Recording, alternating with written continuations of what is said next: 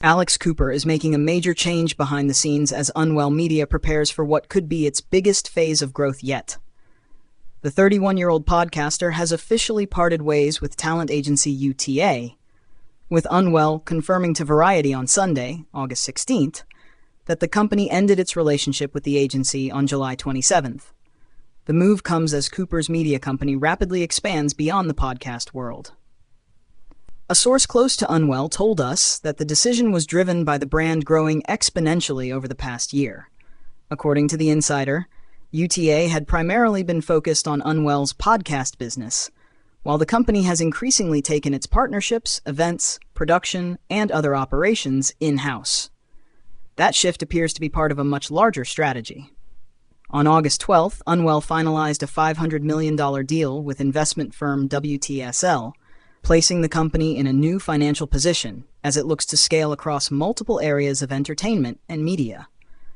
The source said Unwell spent the last 90 days aggressively building a strategy for its next phase of rapid growth, and part of that review involved rethinking traditional talent representation and exploring those options. The company's ambitions now extend well beyond podcasts.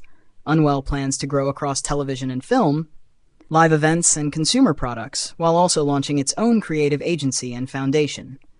As the source explained, Unwell requires partners that match the speed, scale, and multi-vertical infrastructure it is building right now, alongside WTSL. In other words, Cooper's departure from UTA appears closely tied to how dramatically the business itself has changed. What began as a podcast-centered media company is increasingly being positioned as a broader entertainment operation, and there may already be another agency waiting in the wings. Following news of Cooper's exit, Bloomberg reported that she is in talks with Creative Artists Agency, although no deal has been finalized. US has reached out to Cooper for comment. The agency change comes less than a week after WTSL's investment was announced. Cooper founded Unwell alongside her husband, Matt Kaplan, in 2023, and the new deal valued the company at $500 million. At the time of the investment announcement, Cooper described the company's next stage in ambitious terms. Trust has become the ultimate distribution channel, and 70 million women a month tune into Unwell, Cooper said in a statement earlier this month. We're scaling on all fronts, combining nimbleness, social-first premium content, and our understanding of culture to serve this highly influential audience. With WTSL's backing, the company is now also poised to accelerate our media platform's growth through acquisitions and investments. Unwell's recent activity helps explain why the company is moving toward a much broader model. Its podcast lineup has continued to expand, adding creators including the Haas sisters, Georgia Hasarati, and Isabel Timmerman.